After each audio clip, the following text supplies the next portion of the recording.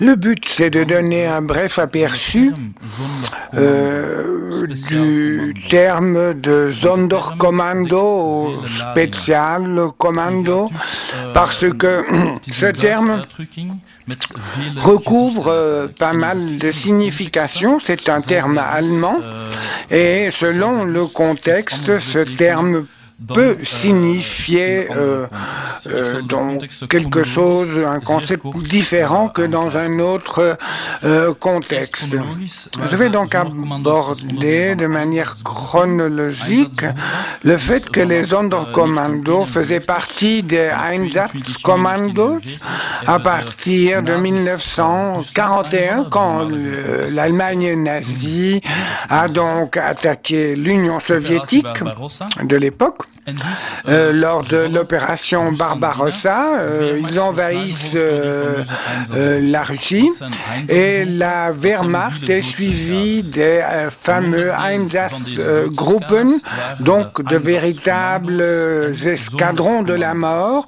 Il y avait donc les Sonderkommando, les Vorkommandos, donc les commandos précurseurs qui faisaient de la reconnaissance de terrain pour repérer les communautés.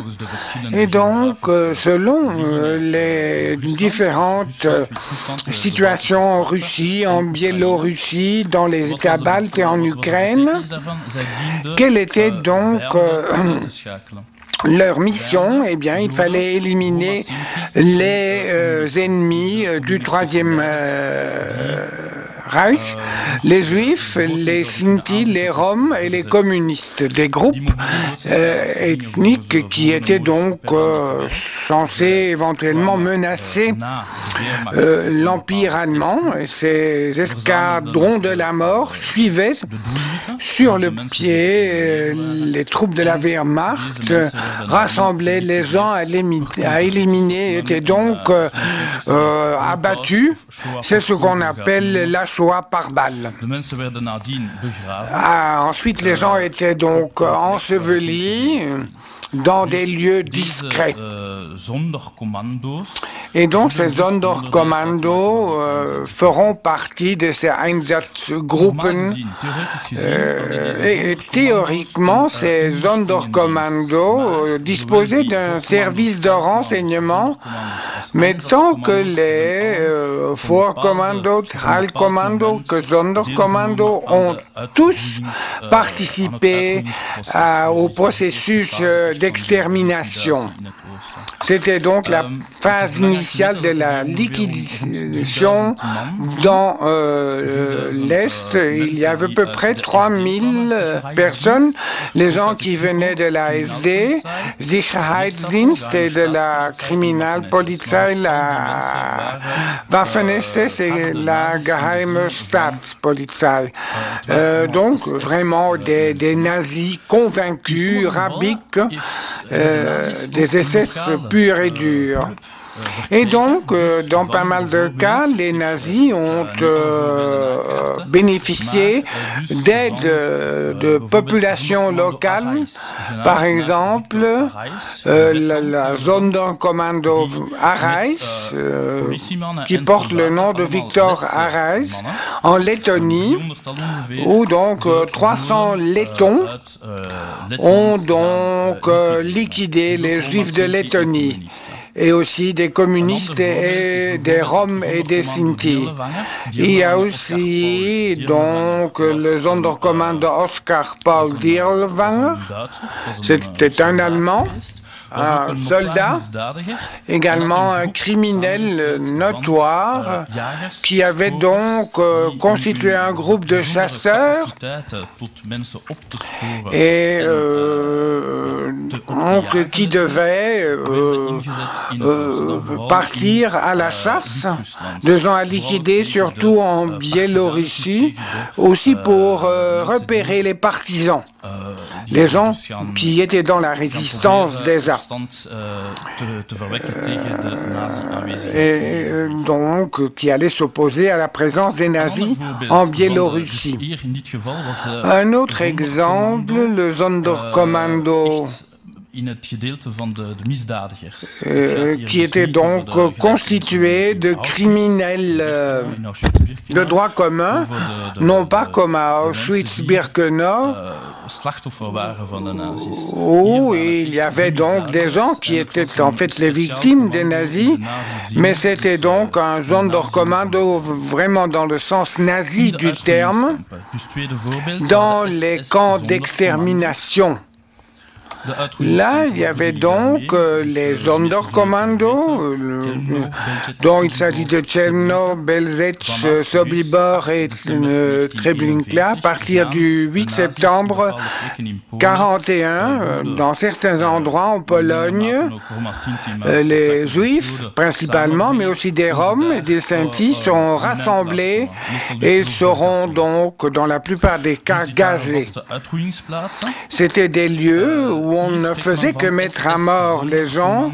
Là, on parle de Sonderkommando SS, Kulmov pour Chelmno, et puis des Sonderkommando pour Treblinka et Chelmno.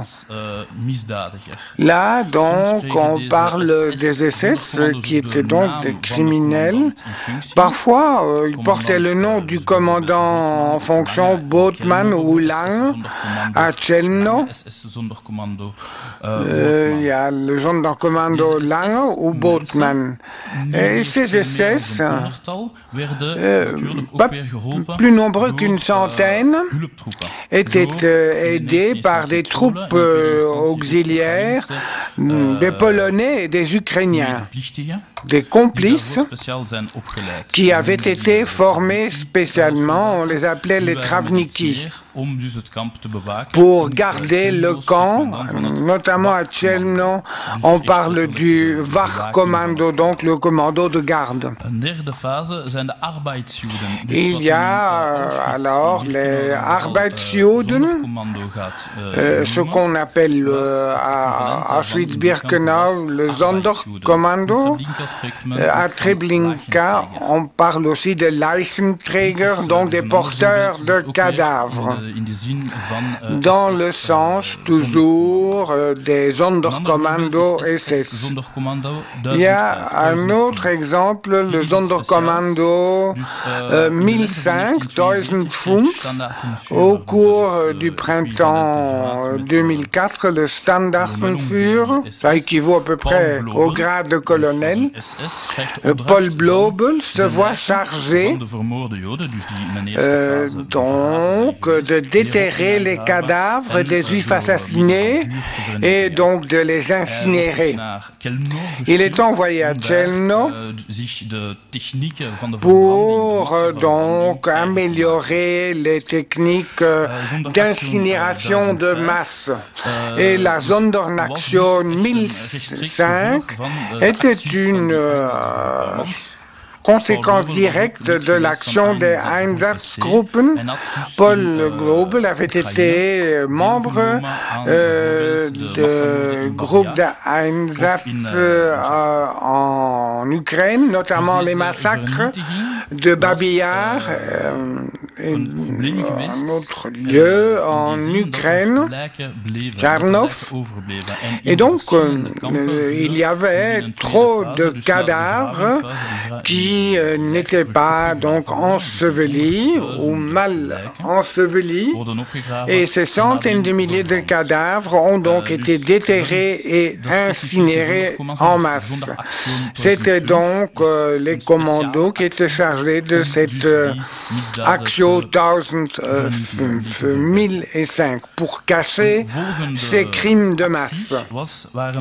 Une autre action, c'était donc l'action menée par les Sonderkommando de Auschwitz-Birkenau. Là, il s'agit de victimes. Comme la plupart d'entre vous, en premier lieu, les cadavres étaient ensevelis à Birkenau à partir du printemps 42, dans les bunkers 1 et 2, c'était des fermes polonaises qui avaient été transformées et elles étaient donc utilisées, ces fermes, comme chambres à gaz. Les gens seront donc assassinés, donc tous les prisonniers qui n'étaient pas susceptibles de pouvoir travailler et étaient donc ensevelis dans la Sperrgebiet, la forêt de bouleau de Birkenau. Et donc les nazis, les Allemands se rendaient compte que peut-être la guerre pourrait tourner à leur désavantage. Et après la découverte des massacres de Katyn, où des milliers d'officiers polonais avaient été assassinés par les soviétiques, et les nazis en ont tiré les leçons, et donc on dit voilà, il faut absolument éliminer toutes les preuves. Et puis il y avait un problème pratique, donc la nappe phréatique à Birkenau est à peine 1 mètre sous la surface, et donc la nappe phréatique était complètement polluée par les masses de cadavres qui étaient enterrés. Il n'y avait pas assez de place de toute façon pour un tel nombre de morts. Et donc le commandant du camp, en septembre 1942, c'était Rudolf Höss, a été envoyé à Chelmno pour donc là aussi se familiariser avec la technique d'incinération. Et donc, il rencontre Paul Blobel, qui lui apprend les techniques de déterrer les cadavres et de les brûler. Et donc, dans cette option, tous ces cadavres seront déterrés et éliminés dans le Sperrgebiet à Birkenau. Et donc, la Sonderkommando 1005 arrive à Birkenau. Et la dénomination a sans doute été reprise de Birkenau. Et c'était donc les prisonniers juifs qui devaient faire cet abject boulot. Et un dernier exemple, c'est le Sonderkommando juif à Łódź. C'est un cas particulier. Pourquoi? On a déjà eu les criminels de droit commun. On a eu le Sonderkommando de Birkenau qui était constitué de juifs, où donc les juifs prisonniers étaient obligés de faire ce boulot pour ensuite, au bout de 3 mois, être éliminés pour être tout de suite remplacés. Ce que je n'ai pas dit, c'est que donc il y avait aussi des crématorium commandos dans la Stammlager pour le crématoire numéro 1. Là, on gazait également des gens et incinérait. Donc, un crématoire n'était pas tellement extraordinaire dans un camp de concentration, avant même qu'il n'était question de camp de la mort ou d'extermination. Il y avait donc les chauffeurs, ceux qui devaient allumer les fours et entretenir le feu. Il y avait les schleppers, ceux qui devaient donc traîner les cadavres d'un lieu à un autre, soit donc vider les chambres à gaz et transporter les cadavres au four crématoire ou d'un autre lieu de mise à mort. Et le Sonderkommando de Łódź, une des principales villes polonaises, à partir de septembre 1939, cette ville est occupée par les nazis, par les Allemands, et là on va donc créer un ghetto important. En ce sens que ce ghetto sera donc également utile à l'industrie allemande et à l'économie allemande, Qu'est-ce qu'il y a de si particulier au ghetto de Wort? Donc, en 1939, Mordechai Chaim Rudowski est donc désigné comme chef du ghetto de Wort. Et le problème, c'est qu'on va donc créer un Judenrat, un conseil de juifs, avec la police propre et avec une monnaie propre. La police est juive, le conseil qui gère le ghetto, le Judenrat, est juif, donc ils doivent gérer leur propre monde. Et donc les commandements, les ordres des nazis doivent être exécutés par la police juive. Et le Sonderkommando juif dans ce ghetto. Quel était le but? C'était donc de confisquer les richesses personnelles des habitants juifs de ce ghetto. Au début, il y avait 164 000 personnes juives qui étaient donc incarcérées ou qui vivaient dans ce ghetto de Wort, qui devaient donc être travaillés. D'abord, ils devaient payer quand ils n'avaient plus le moyen de payer, ils devaient faire du travail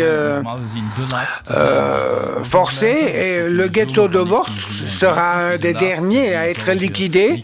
Il sera liquidé dans l'été 1944 et les gens seront envoyés au camp d'extermination de Chelmno. Chelmno sera fermé en 1942 mais rouvert en 1944 pour donc la liquidation des gens du ghetto de Wort. Là, on se situe entre deux. Donc, les Juifs sont les victimes. Ils sont donc incarcérés dans les ghettos. Ils ne l'ont pas choisi, mais ont recours à des personnes juives pour voler et dépouiller leurs compagnons juifs. Et donc, ils étaient évidemment haïs. Et c'était donc des gens d'autres communautés juives qui servaient dans ces Sonderkommando. Donc, il y a d'autres exemples où on a eu recours à des Sonderkommando. Le concept est très large et pouvait recouvrir beaucoup de significations. Le Sonder, donc l'exception ou exceptionnelle, peut signifier beaucoup de choses. Il y a Husen, un sous-camp de Mauthausen. Il y avait un commando qui s'occupait de l'élevage des lapins, de bétail et de la pisciculture. Et donc, cela n'avait rien à voir avec l'extermination. Et des négocionnistes comme Antonio en ont profité pour dire voilà, Sonder ne veut pas dire par définition l'extermination. Et donc, ils ont voulu appliquer cette négation au camp d'extermination ou à Auschwitz-Birkenau. Il y a eu donc aussi le Sonderkommando Elbe.